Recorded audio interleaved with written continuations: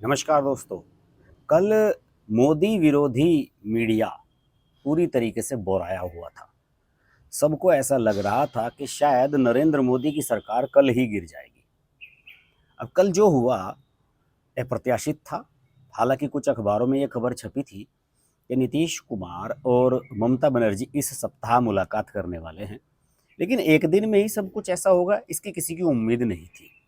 नीतीश कुमार ने एक ही दिन में पहले ममता बनर्जी से मुलाकात की कोलकाता जाकर, और फिर वहाँ से सीधे उड़कर पहुँच गए लखनऊ, और लखनऊ में अखिलेश यादव जो समाजवादी पार्टी के अध्यक्ष हैं उनके साथ मुलाकात की, और फिर वापस लौट आए पटना। दोनों ही जगह मुलाकात बड़ी तेज़ी से हुई, मीडिया को भी बुलाया गया।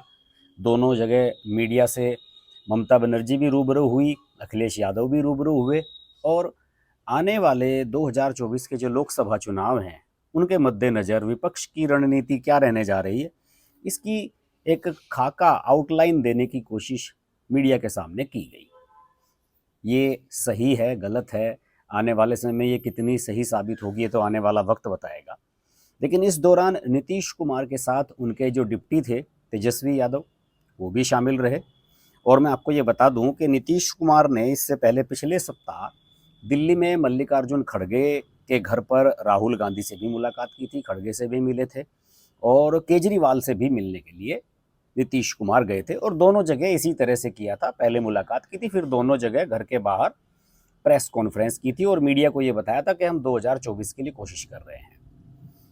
ममता बनर्जी के साथ जब इनकी मुलाकात हुई कल, उसके बाद मीडिया के सामने रूबरू हुए।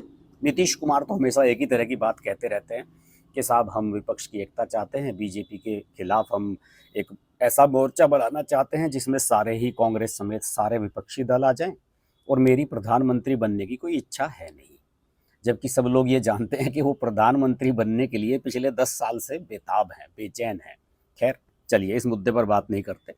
ममता बनर्जी ने ये कहा मीडिया से कि मैं बीजेपी को किसी भी तरह से जीरो देखना चाहती हूँ, और उन्होंने नीतीश कुमार का बड़ा भाव उस समय बढ़ा दिया जब ममता बनर्जी ने कहा कि जेपी आंदोलन की शुरुआत पटना कॉन्फ्रेंस से हुई थी, यानी कि बिहार से हुई थी, और मैं चाहती हूँ कि बीजेपी के खिलाफ कोई भी बड़ा मूवमेंट अगर देश में बने तो वो पटना से शुरू हो।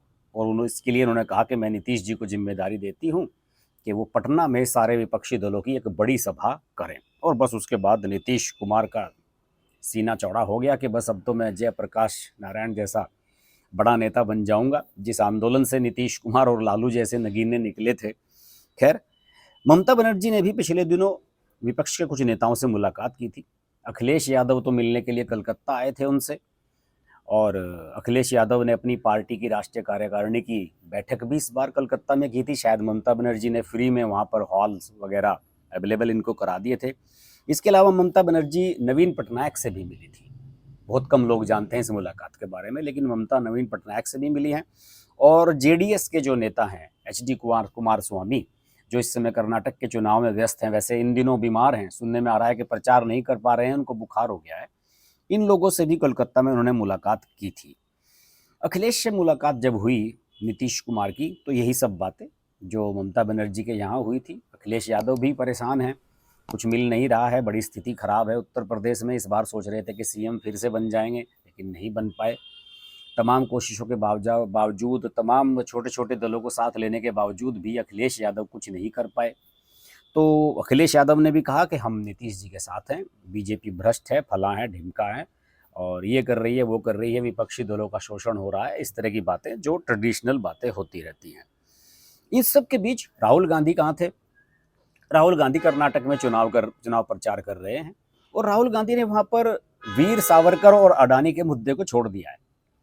अब राहुल गांधी क्या कहने लगे? वीर सावरकर के मुद्दे पर इन्हें शरद पवार ने चुप करा दिया था। अडानी के मुद्दे पर भी शरद पवार का जो स्टैंड जब आया कि अडानी ने कोई गलत काम नहीं किया है और अडानी का विरोध करना गलत बात है, तो उसके बाद ये अडानी मुद्दे पर भी चुप हो गए हैं। इन्हें लग रहा है कि कहीं और मुकदमे ना हो जाएं। अब राहुल गांधी ने एक नई बात छेड़ दी है, जातीय जनगणना वाली, पिछड़ों के, ओबीसी वोट्स के, इन सब को लेकर जात पात की जो बिरादरी की जो बातें होती हैं, उस पर राहुल गांधी आ गए हैं। मुझे लगता है कि पिछले दिनों नीतीश कुमार जब दिल्ली में राहुल गांधी से मिले तो शायद उनके कान में उन्होंने फूंक मार दी कि भैया इस मुद्दे पर बोलो। वीर सावरकर और अडानी के मुद्दे पर कोई वोट नहीं देगा। इस देश में जात पात पर लोगों को बांटा जा सकता है। और बीजेपी जो हिंदुत्व की बात करती है, अगर हम जात पात की बात करेंगे तो हिंदुओं को भी अलग अलग हिस्सों में बांटा जा सकता है।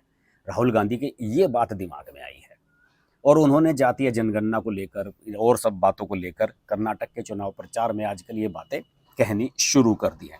हालांकि यहाँ पर ये बता दूं मैं आपको कि ओबीसी वोट कभी कांग्रेस को नहीं मिले। वो या तो नीतीश के साथ चले गए या फिर बिहार में चले गए लालू प्रसाद यादव के साथ, उत्तर प्रदेश में चले गए अखिलेश यादव के साथ। सभी राज्यों में ऐसी स्थिति है। ओबीसी वोटर्स जो है उनकी समस्याओं को कभी एड्रेस नहीं किया कांग्रेस ने। और यही वजह है कि कुछ जगह तो उत्तर प्रदेश में तो बीजेपी के साथ भी ओबीसी वोटर्स बहुत बड़ी संख्या में जुड़ गए हैं, महाराष्ट्र में जुड़ गए हैं। तो कांग्रेस की ये पिच नहीं रही। कांग्रेस का जो कहना चाहिए कि ये प्ले ग्राउंड ही नहीं रहा कि वो ओबीसी वोट को एड्रेस करने की कोशिश करे। लेकिन नीतीश कुमार ने सलाह दे दी है राहुल गांधी को। और देखिए, दोनों ही पीएम पद के दावेदार हैं। जब झगड़ा होगा तो सबसे पहले इन्हीं दोनों लोगों के बीच होने जा रहा है। खैर, नीतीश बड़े विनम्र बनते दिख रहे हैं। उन्होंने एक बार फिर यही कहा था कि मैं पीएम पद की कोई इच्छा नहीं है। लेकिन पता नहीं अपने जो जूनियर हैं तेजस्वी यादव, उनसे पूछा या नहीं, वो तो सीएम बनना चाहते हैं। अगर आप पीएम नहीं बनेंगे चाचा, तो फिर आप तेजस्वी को सीएम कैसे बनाएंगे? इस बात से बड़ा असहज कर देते हैं वो अपने सहयोगी तेजस्वी यादव को। दूसरी ओर नरेंद्र मोदी अपनी धुन में मगन है। नरेंद्र मोदी 2 दिन के दौरे पर केरल में है। कल शाम 5 बजे वो कोच्चि पहुंचे और आईएनएस पर उनका प्लेन उतरा। उसके बाद वहां से वो कोच्चि में उन्होंने एक रोड शो किया। लगभग 2 किलोमीटर तक वो पैदल चले। जो केरल की ट्रेडिशनल ड्रेस है, धोती कुर्ते वाली, वो पहनकर आए हुए थे नरेंद्र मोदी। इसके तो खैर वो मास्टरमाइंड है, जिस जैसा देश वैसा भेष करना जानते ही हैं।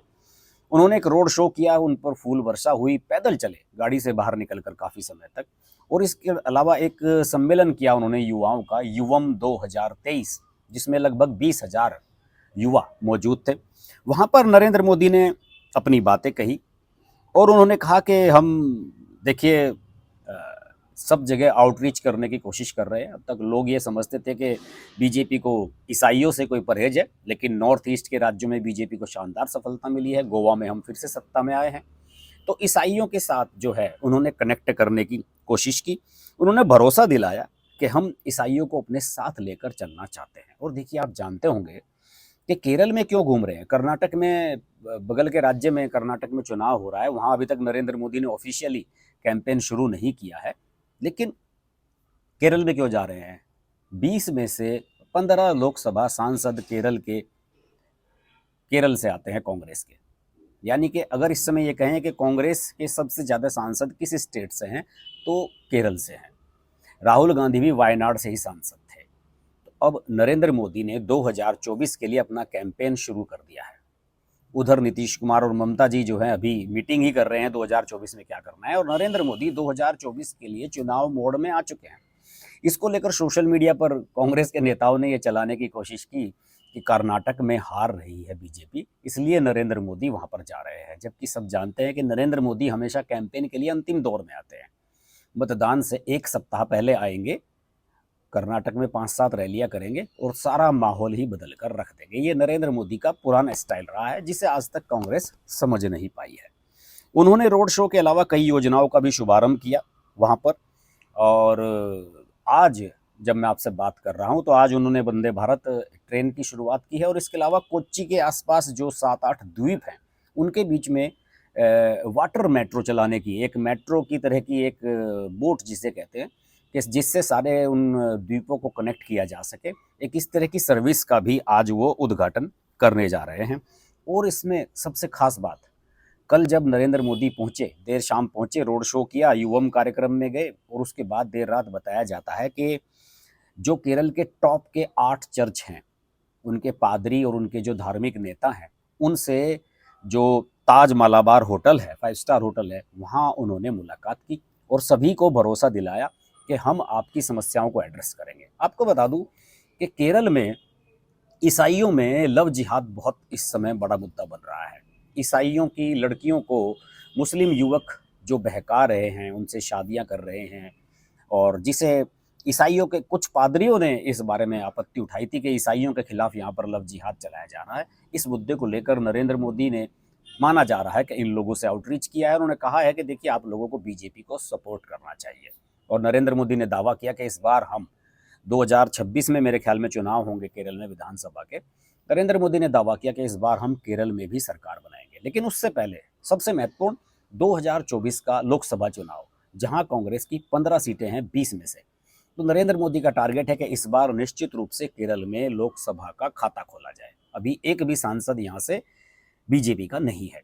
तो ऐसी स्थिति में नीतीश कुमार और ममता बनर्जी अभी मीटिंगबाजी कर रहे हैं और नरेंद्र मोदी 2024 का चुनाव प्रचार भी अपना शुरू कर चुके हैं और बड़े आगे उसमें निकल चुके हैं। तो आप समझ सकते हैं कि 2024 की कहानी क्या होने जा रही है। नरेंद्र मोदी का कोई मुकाबला इन सब लोगों में नजर नहीं आता। ये सब लोग जब एक मंच पर बैठेंगे, जब एक जगह आएंगे तो देखिएगा क्या करेंगे। यही ममता बनर्जी हैं जो नीतीश को कुछ साल पहले गद्दार कहा करती थी, जब इन्होंने एक रैली आयोजित की थी कोलकाता में। उसके वीडियो क्लिप्स सोशल मीडिया पर खूब वायरल हो रहे हैं, आप देख सकते हैं। तो इनका कोई राजनीतिक थीम नहीं है अपना कि इस थीम पर हम एक साथ आए। जेपी आंदोलन की बात तो ये कर रहे हैं, लेकिन उस आंदोलन के लिए जो आत्मा थी, उस आंदोलन के लिए जो ऊर्जा थी, वो किसी में नजर नहीं आ रही है। ऊर्जा दिख रही है तो नरेंद्र मोदी में, जो अपने 2024 के कैंपेन को भी कर्नाटक के विधानसभा चुनाव के पैरेलल इस तरीके से कंडक्ट कर रहे हैं। देखते हैं विपक्ष की मुहिम कहाँ तक जाती है। वैसे तो जो लेफ्ट लिबरल मीडिया है वो तो बड़ा बोराया रहा, कल सारा दिन इसी पे डिबेट होती रही। नीतीश ने ये कर दिया, ममता ने ये कर दिया, अखिलेश यादव ये कर देंगे, फलाना ढिमाका ये कर देंगे। लेकिन आप सब जानते हैं कि ये सब जो है भानुमति का पिटारा है, इसमें कुछ होने वाला है नहीं। और नरेंद्र मोदी एक बार फिर से अपनी गाड़ी को साफ निकाल कर ले जाएंगे। चर्चा होती रहेगी। लोकसभा चुनाव पर हम और भी वीडियो बनाएंगे। आप जुड़े रहिए मेरे चैनल के साथ। नमस्कार।